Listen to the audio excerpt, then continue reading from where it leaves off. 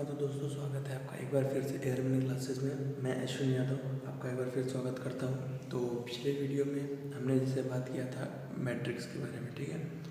तो हमारा जो पिछले वीडियो था वो मैट्रिक्स के बारे में था। उस पर मैंने आपको सारे कॉन्सेप्ट्स और सभी थ्योरी बताए थे, ट्रिक्स भी बताए थे और क्वेश्चंस भी इम्पॉर्टेंट थे, उसको कराए थे हमने, ठीक है।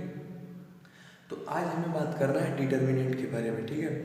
तो अगर आप अभी तक हमारे चैनल को लाइक, शेयर और सब्सक्राइब नहीं किए हैं तो पहले जाके उसको सब्सक्राइब करके बेल आइकन को दबा दीजिए ताकि हमारी नोटिफिकेशन आपको जल्द से जल्द मिलती रहे, ठीक है। तो आइए हम बात करते हैं डिटर्मिनेंट्स के बारे में, ठीक है, कि डिटर्मिनेंट्स होता क्या है। तो मैट्रिक्स को मैंने जैसे आप लोगों को बताया था कि मैट्रिक्स को इससे हम लोग डिनोट करते हैं, ठीक है। लेकिन डिटर्मिनेंट में हम इसको इससे रिप्रेजेंट नहीं करते हैं।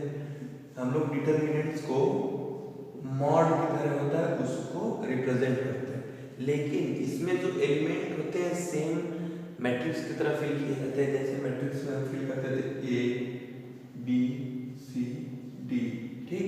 तो ये भी जो डिटर्मिनेंट हमारा बनेगा ये भी कितने का होगा, 2 क्रॉस 2 का डिटर्मिनेंट होगा, ठीक है। तो इसमें जो मल्टीप्लाई होता है इसका वैल्यू क्या होगा, इसका इससे मल्टीप्लाई होगा, इसका इससे मल्टीप्लाई होगा, तो क्या होता है AD माइनस BC, ठीक है। AD माइनस BC होता है। अगर कोई दिया हुआ है डिटर्मिनेंट 3 क्रॉस 3 का, जैसे A1 B1 C1 A2 A3 B2 B3 C2 C3, ठीक है। ये दिया होता है। अगर इसके फॉर्म में कोई है 3 क्रॉस 3 का, ठीक है, ये 3 क्रॉस 3 का, तो इसका जो मल्टीप्लाई होगा हम A1 को लेंगे, A1, फिर उसके बाद ये A1 का जो माइनर होता है क्या बोलते हैं, A1 का माइनर डायरेक्टली बताता हूँ। A1 का माइनर क्या होगा, ये होगा BC इक्वल टू क्या होगा B2 C2 B3 C3, ठीक है। ये A1 का माइनर होगा। अब इसी तरह B1 का माइनर क्या होगा, ठीक है। अब ये A1 का माइनर हो गया ऐसे ही, तो अब ऐसे ही B1 का माइनर क्या होगा, ठीक है। तो B1 का माइनर निकालने के लिए इसको इतना जो है ये हट जाएगा। B1 का माइनर क्या हो जाएगा A2 C2 A3 C3, और C1 का माइनर क्या हो जाएगा, C1 का जो माइनर हो जाएगा वो हो जाएगा A2 B2 A3 B3 हो जाएगा, ठीक है। सेम ऐसे ही इसको निकाला जाएगा। जैसे A1 का माइनर है उस तरह B1 का माइनर होगा C1 का, ठीक है। अगर A1 का निकाल देते हैं B1 A2 का निकाल देते हैं A3 का निकालेंगे तो भी सेम इसी प्रोसेस। अगर A2 का लेंगे तो ये बंद हो जाएगा, ऐसे ही हो जाएगा, ठीक। तो इसको नहीं लेंगे, इसको नहीं लेंगे, तो कितना B1 C1 B3 C3, ठीक है। तो ऐसे ही होता है। अब मैं आपको बता दूं डिटर्मिनेंट्स के जो सिंबल होते हैं उसको कैसे रिप्रेजेंट करते हैं, ठीक है। मान लो अगर ये डिटर्मिनेंट दिया हुआ है 3 क्रॉस 3 का A B C, ठीक है, A1 B1 C1 A2 B2 C2 A3 B3 C3, ठीक है।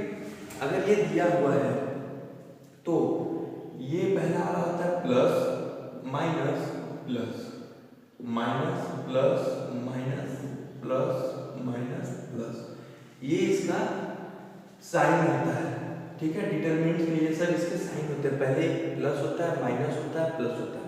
तो इस हिसाब से हमारा जो डिटरमिनेंट से फॉर्मूला बन जाएगा वो क्या होगा A1, ठीक, A1 प्लस में A1 प्लस में A1। अब इसका माइनर क्या हो जाएगा B2 C3 B2 C3, ठीक। अब इसके बीच में हमेशा क्या लगेगा माइनस लगता है, B2 C3, अभी क्या B3 C2 B3 C2। अब उसके बाद देखिए B1 है तो ये माइनस चिन्ह के साथ है, माइनस साइन के साथ है, तो माइनस B1, ठीक।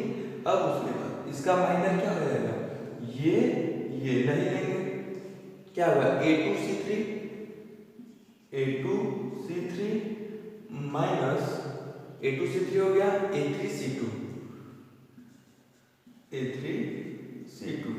ठीक।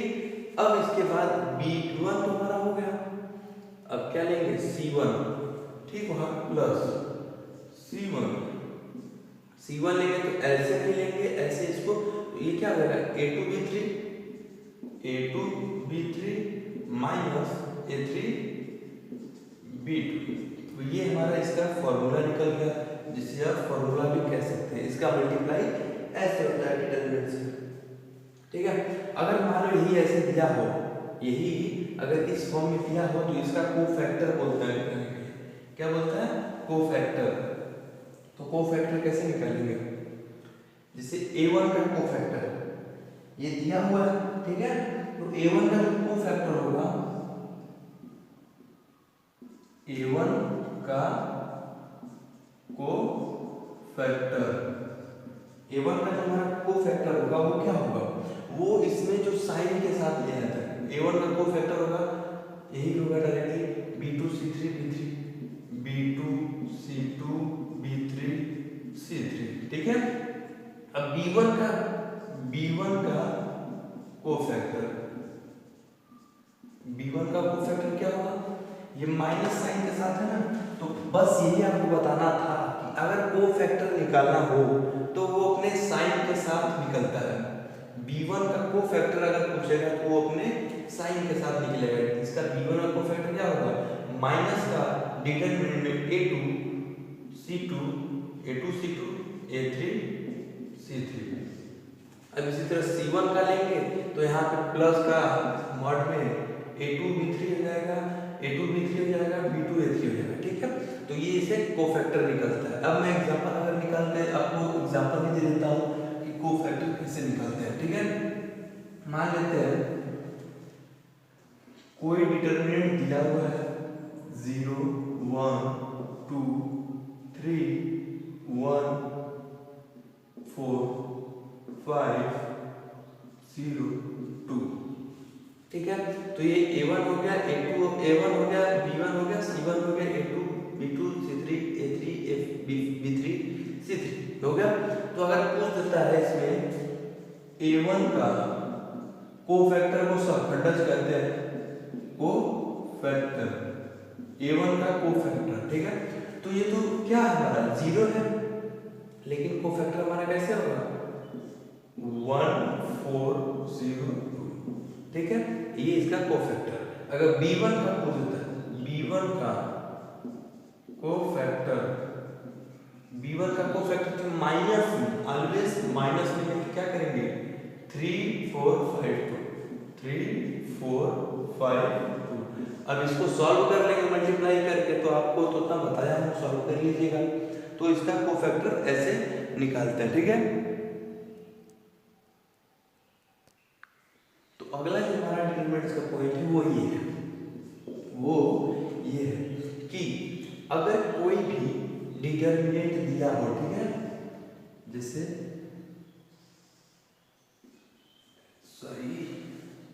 जैसे दिया हो A1 B1 C1 A2 B2 C2 A3 B3 C3, ये दिया हो, ठीक है। अगर A1 A2 A3 B1 B2 B3 C1 C2 C3 अगर ये दिया हो तो इसके सभी कॉलम को रो में चेंज कर दीजिए,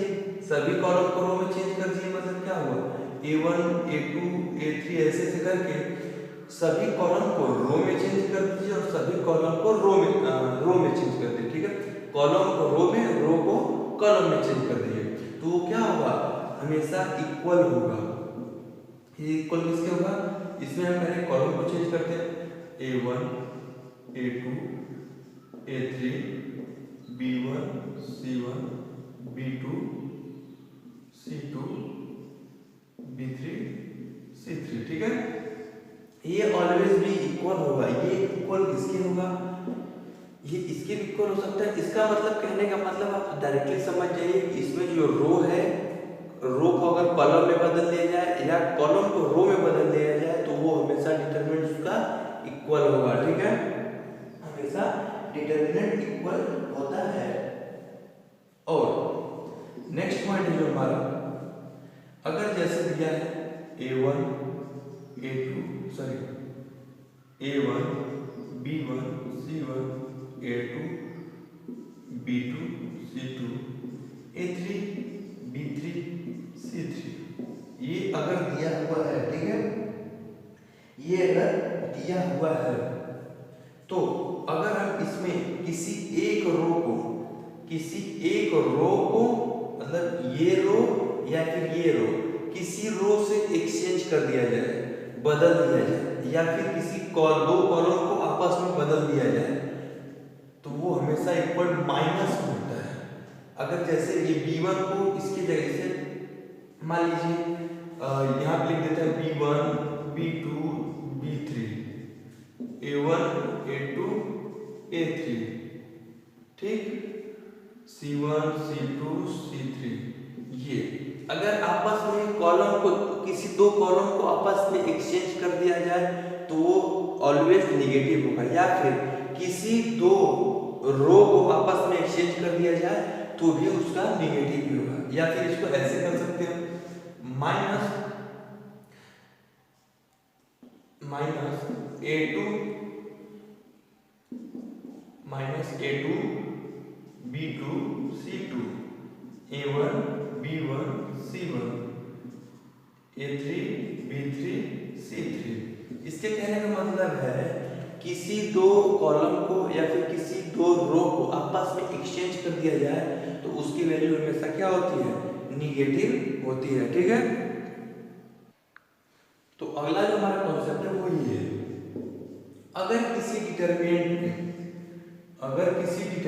में दो रो या दो कॉलम सेम हो, जैसे A1 B1 C1 A1 B1 C1 A3 B3 C3, ये रो चाहिए, ये रो और ये रो दोनों अगर सेम है, दो रो अगर सेम हो जाते हैं तो ये इक्वल टू 0 होता है, या फिर दो कॉलम सेम हो जाए, जैसे A1 A2 A3 A1 A2 A3,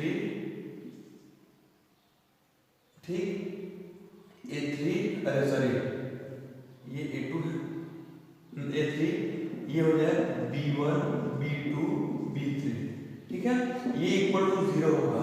देखिए मतलब क्या है, ये रो और ये रो इक्वल है, दोनों अगर समान हो जाए तो डिटरमिनेंट ऑलवेज भी 0 होता है। अगर ये कॉलम ये हमेशा इक्वल है, कॉलम या रो दोनों अगर इक्वल हो जाते हैं तो उसका वैल्यू हमेशा 0 होता है, ठीक है। ये आपको समझ में आ गया, तो मैं जैसे आगे एग्जांपल आपको जैसे दे देता हूँ। एग्जांपल जैसे मान लीजिए दिया है 2 4 6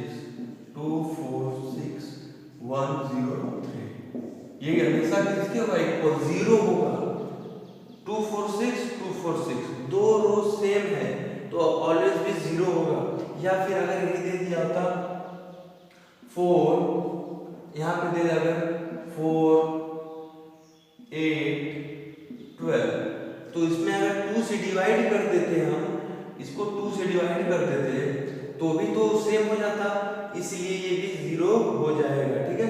कोई दो रो या दो कॉलम अगर सेम हो जाते हैं तो वो हमेशा 0 के बराबर होता है, वो हमेशा इक्वल 0 होता है। अगला क्वेश्चन, अगला टाइप है हमारा जो वो ये है, अगर किसी रो या कॉलम में कोई भी एक पंक्ति, जैसे रो पूरा 0 हो जाए, 0 0 0 A2 A3 B2 B3 C2 C3, अगर कोई भी रो 0 हो जाए तो उसका वैल्यू हमेशा 0 होता है। या फिर किसी भी कॉलम का, कोई भी कॉलम हो, बीच वाला हो चाहे तीसरा हो चाहे पहला हो, कोई भी कॉलम या कोई भी रो अगर हो जाता है 0 तो वो ऑलवेज भी 0 के इक्वल होता है, ठीक है, वो हमेशा 0 के बराबर होता है, ठीक है दोस्तों। तो अगला जो टाइप है, मान लेते हैं जैसे कोई डिटर्मिनेंट है, ठीक, उसमें k KA1 KB1 KC1 A2 A3 B2 B3 C2 C3। ये अगर दिया हुआ है किसी भी रो या कॉलम में, ठीक है, किसी रो या किसी कॉलम में किसी भी कांस्टेंट से मल्टीप्लाई है तो उसका जो डिटरमिनेंट होता है वो के, उसका जो डिटरमिनेंट होता है वो के टाइम हो जाता है, ठीक है। तो इसमें क्या होगा A1 A2 dot dot dot यही सब फिल हो जाता है। तो कहने का मतलब ये है अगर कोई भी रो या कॉलम किसी कांस्टेंट से मल्टीप्लाई है तो वो डिटरमिनेंट जो होता है वो के टाइम्स हो जाता है, उतने गुना हो जाता है, ठीक है दोस्तों। तो डिटरमिनेंट्स का जो मेन इंपॉर्टेंट कॉन्सेप्ट था मैं आपको करा दिया हूँ। अब आपको 2-4 क्वेश्चन करा देता हूँ इन्हीं सब कॉन्सेप्ट पे, ठीक है। फिर उसके बाद अगले वीडियो में आपको इंपॉर्टेंट क्वेश्चन प्लस उसके साथ साथ बहुत ही मजेदार ट्रिक लेके आऊँगा जो आपके लिए बहुत ही इंपॉर्टेंट होगा, जिसे आप बहुत कम समय में सॉल्व कर देंगे अगर उसे आप सॉल्व करना सीख जाएंगे तो, ठीक है। तो आइए हम देख लेते हैं जैसे कोई क्वेश्चन जैसे हमारा है, क्वेश्चन ले लेते हैं जैसे है 1 2 3 2 3 1 3 1 2। इसका वैल्यू पूछ रहा है, इसका क्या पूछ रहा है, इसका वैल्यू पूछ रहा है कि इसका वैल्यू क्या होगा। तो इसमें प्लस होता है माइनस होता है प्लस, तो मैं आपको मल्टीप्लिकेशन इसका बताया हूँ कैसे इसको निकालेंगे, ठीक है। तो ये देखो 1, पहले 1 को लेंगे तो इसका माइनर क्या होगा, इसका माइनर ये होगा, क्या होगा 3 2 जा 6 माइनस 1 1 जा 1, ठीक। फिर माइनस का 2, क्यों माइनस लेंगे, क्योंकि साइन वाले में बताया था कि प्लस माइनस प्लस होता है -2। तो अब इसको नहीं लेंगे और इसको नहीं लेंगे, तो क्या लेंगे 2 1 3 2 2 2 जा 4 माइनस 3 1 जा 3।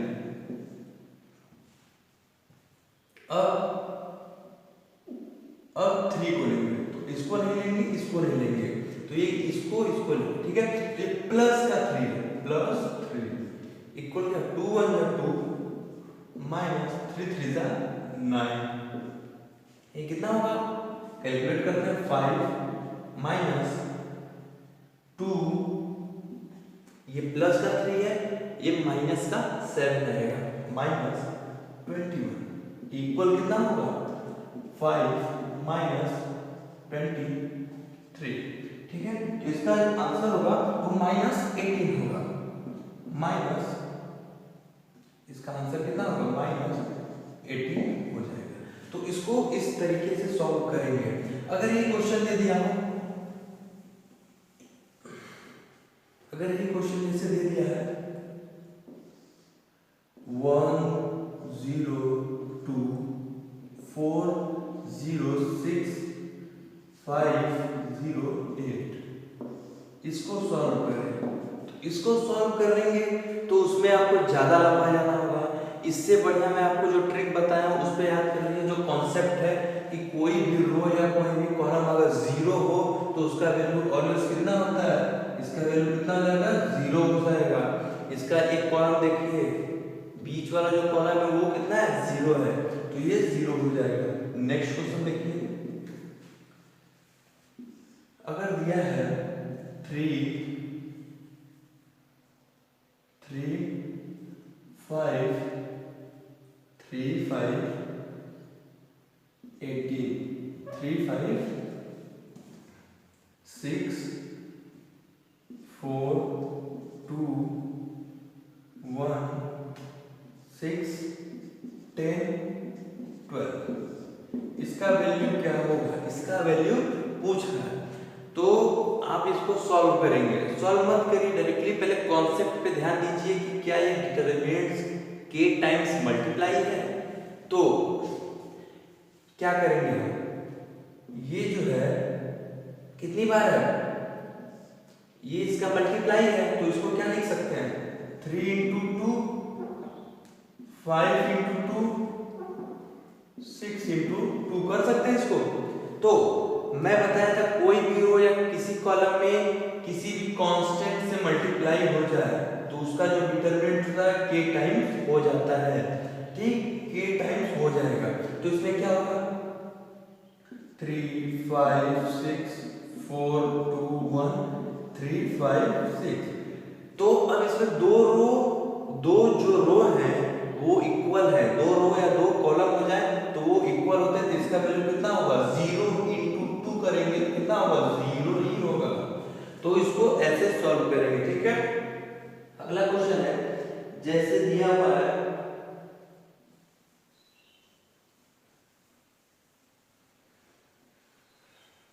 जैसे अगर दे दे sin 10 degree minus cos 10 degree minus cos 10 degree sin 80 cos 80, ठीक है। इसका वैल्यू पूछ रहा है तो डिटरमिनेंट्स का क्या होता है इसका मल्टीप्लाई इसमें इसका मल्टीप्लाई इसमें होता है तो sin 10 इंटू cos 80 हो जाएगा, ठीक है।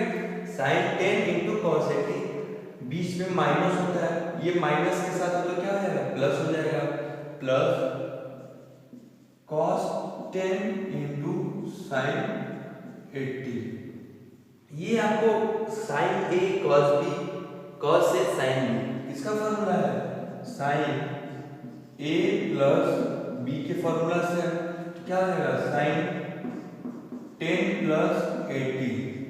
अब sin 90 का वैल्यू आप जानते हैं कितना होता है, वो ऑलवेज भी 1 होता है, ठीक है। तो इस हिसाब से आपके सारे क्वेश्चन सॉल्व होंगे।